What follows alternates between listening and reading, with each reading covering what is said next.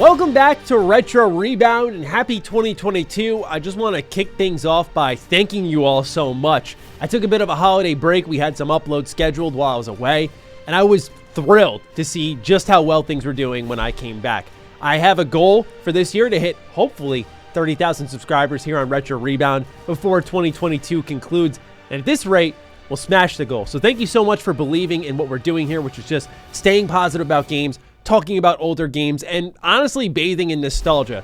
So if you're new here, welcome, thank you so much, and we're gonna kick things off, keep that ball rolling. I want to talk about a game near and dear to my heart that I have so many stories to share that honestly I feel like this is gonna be a longer video, but we're talking about Star Wars Battlefront. This one is from Pandemic. We're not talking about the EA Star Wars Battlefront. Pandemic are the people who started it all. And we're going to talk about them a lot on this channel in the future, not only because of Battlefront, but the Battlefront sequel. We're going to talk about the likes of Mercenaries, which is another great PS2 game. We're going to talk about Lord of the Rings Conquest, the Saboteur. They are responsible for so many cult classics, but I'd argue that their most important work was Star Wars Battlefront. Now, you already see I'm breaking my own rule here. I'm not a platinum hits. I'm not a greatest hits guy. I like my black labels.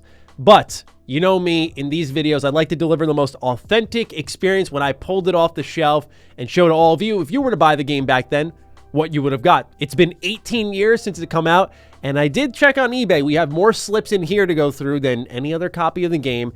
So that's good news for those of you who are like me and are complete booklet junkies. With that, let's dive into this. We'll share some stories. We'll talk about the game, as always, and consider subscribing if you're new here. So, Platinum Hits version of Star Wars Battlefront. You crack it open. There it is again, showing its ugly text, Platinum Hits. And here on the left side, as per usual, let's start off with the manual for the game. It's all in black and white. And one thing I thought was kind of interesting that always highlights how games were made differently back then, where this is very much a pick up and play game. You fire it up, there's a tutorial if you want, but the booklet breaks it down. They break down all the different classes within the factions that you could play as, whether it be the Republic, the CIS with the super battle droids, droid snipers, assault droids, pilot droids, droidicas. You have, of course, the rebels, the stormtroopers. They break down all the vehicles, the modes. You have a historical campaign, Galactic Conquest, we are going to talk about for a while. So it's just one of those breakdown booklets. Effectively tells you how to save the game even, which is just assumed nowadays, and honestly, most times automatically done. So it's just amazing to crack this open and see what's in here. On the back, we can see Mercenaries, a game I talked about. This is from Pandemic. It was in development, and it was coming January 2005. Always find it cool to see just little advertisements back there, which, on a side note, some of you have complained about the backdrop we have here. I've come up with a pretty cool idea. It's going to take some time and a little bit of money, so have some patience, but we'll have a pretty cool replacement for that soon. Next is this little postcard from the marketing department for Star Wars Battlefront on Xbox. And it's, again, one of those things that you can just fill out with the mail-in registration and provide some feedback. What games for LucasArts do you own? Did you try the game somewhere before you even purchased? Whether it be, look at this, played at a friend's house, borrowed from a friend, rented from the game store, a demo disc, or no, did not try the game before purchasing. Honestly, just demo disc. Like, barely get demos nowadays as it is. The last slip I wanted to show you all, this is the benefit of it being a greatest hits version, I will concede, is we have a little advertisement here for fall of 2005. So for some perspective on just how big Pandemic was during what I call their golden era, is you can see here, January 2005, they were releasing Mercenaries, and then fall 2005 came Battlefront 2, and these games were enormous. They were complete hits.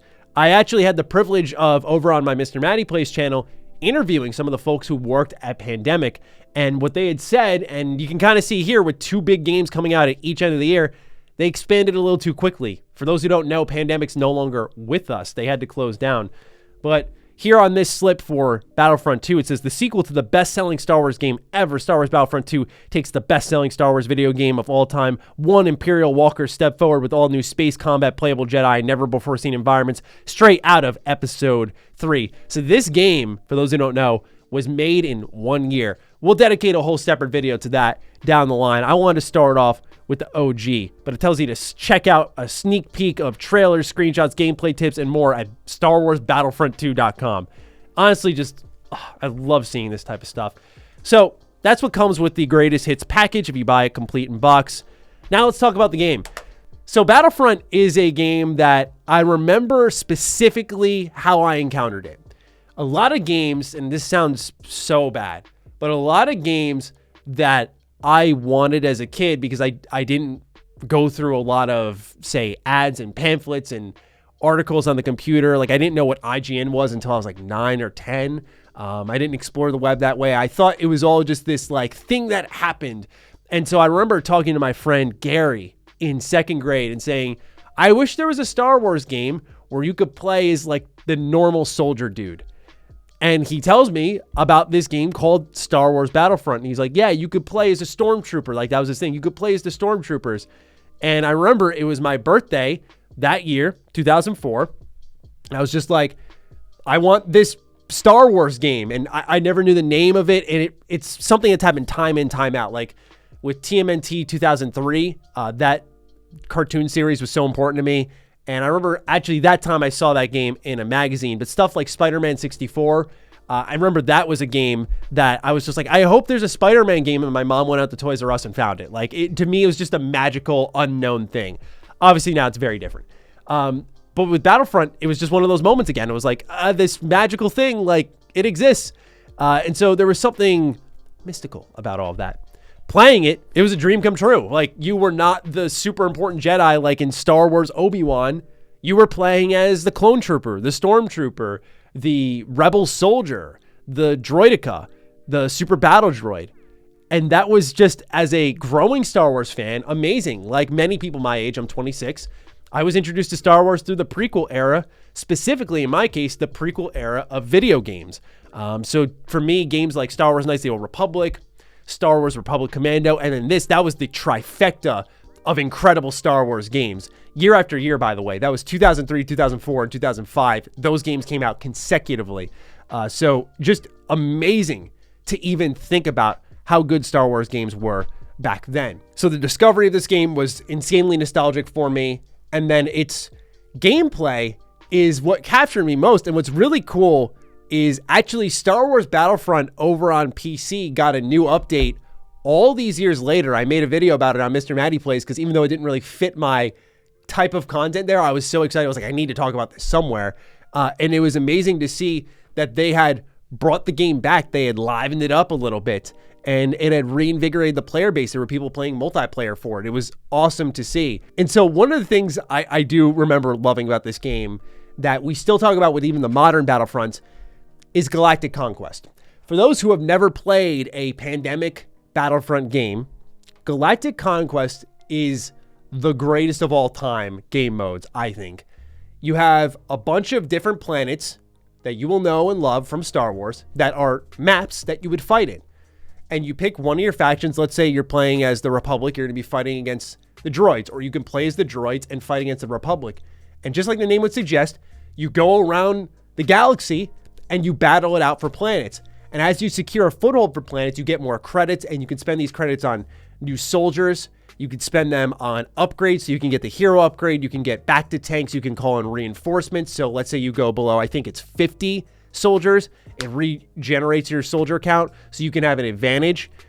There was so many little nooks and crannies to this mode, and they made it so good and so replayable that the historical campaign was cool and all. It's like, all right, yeah, we got this story that you pretty much replay the movie and significant battles through the movies, which was unique in its own way for its time. But Galactic Conquest, like, you can't do that in any other video game except Star Wars Battlefront, I think. It's just iconic for it. And it's a crime that a modern Star Wars game doesn't have Galactic Conquest. And I'm just crossing my fingers that if we ever do get a Battlefront 3, which has been eluded for decades now, as you all know, if we do ever get a Battlefront 3, I just pray that we actually finally get a modern Galactic Conquest. But part of me almost wishes, and I fight myself on this, it just stays in the past. Because it was such a product of its time where feature creep wasn't a thing in game development, where it didn't cost so much that you could jam this game with all these different classes, all these different maps, the campaign, the Galactic Conquest. It was a bang for your buck through and through. One of the most replayable games. You had instant action. For those who don't know what instant action is, this is in the modern Battlefront games. You pick a map, you pick a mode, you pick your factions, you fire it up. You can form a playlist, which I loved. You'd form your favorite playlists of maps and modes and factions and be like, okay, I'm going to start off with the rebels on Naboo, and then I'm going to move to Tatooine as the Republic, and then I'm going to move to Geonosis as the droids, and so on and so forth. So there was just this collection of amazing modes. I mean, what a timeless gem. And the fact that it's in its best shape now on PC, where you're seeing this gameplay, is what makes me so happy. And then we got to talk about the classes too, because one of the cool things about this was living the battles. As the back of the box would say, you lived the battles. The reason this was awesome is vehicles, classes. So you would have walkers, like Imperial walkers, and you'd be stomping around, causing chaos in the battlefield. You would be able to fly around in the original Battlefront, although that was expanded upon much better in Battlefront 2, where you could go from the ground to the sky and do a space battle and come back down, which was just like, what? Or was that the PSP games? I might be misremembering that. But I digress. The vehicles were a huge component of this all. As someone who doesn't really like vehicles in video games, they feel so at home here in Battlefront. And the classes were the most important feature of them all, because you did have your standard soldier, as I mentioned in the beginning of all this, where you're like, oh, I'm the clone trooper who has got the blaster rifle and the grenades. But then you've got the rocket trooper who's got this big rocket launcher on their shoulder. You've got the snipers. You've got the engineers who carry the health and energy back to containers that you would toss out and support your team. You'd toss out ammo packs. There were so many ways. The jet troopers, the stealth troopers, the Bothan spies, and all of them played in their own ways and had their own purposes and worked best on certain maps. So the replayability was there too. I also remember just thinking about playing on those maps and getting kills and seeing the kill feed where it would mention like all these fake gamer tags. I remember being at a friend's house. I don't know why I did this, by the way, but I was at my friend's house showing him Battlefront 1 because I loved it so much. And he's like, are you fighting other players online?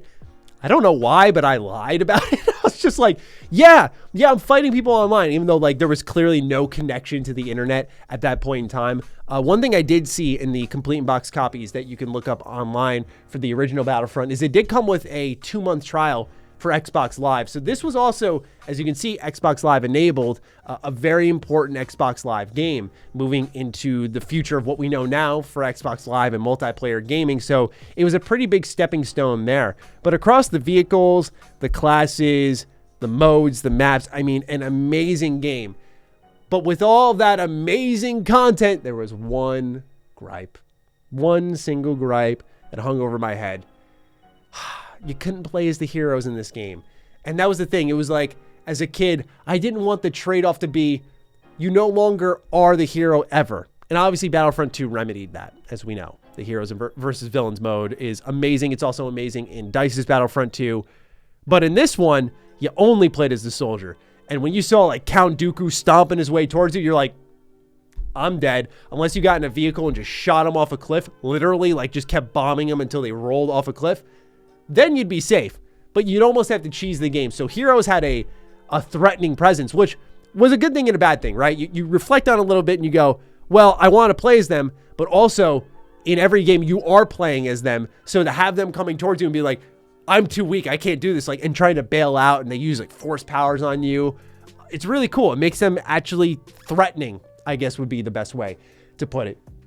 But man, I remember as a kid sitting in a turret one time on Kashyyyk, and I remember like lighting up Count Dooku, just shooting him a ton, and nothing, he wouldn't die. And so that was the other frustrating part about the hero pickup, the hero power up in Galactic Conquest, say. One last thing I wanted to note is when you look at Battlefront 2 and Battlefront 1, I would say that the maps in Battlefront 1 are better. And it's weird because like Battlefront 2 feels better. You can dodge roll, you can sprint jump. There's a lot more mobility. The camera's pulled out a little bit more. But Battlefront 2, I think of like Camino, I think of Bespin. There's a variety of maps that play a lot better, and it makes sense why they would. I mean, we're looking at a game that had time to be made versus Battlefront 2, which borrowed a lot of features from the original game and then added some on top because it was made in a year. But Battlefront 1 just has some maps that when I went back to it for this video, I definitely didn't appreciate as much growing up because I only played Battlefront 2.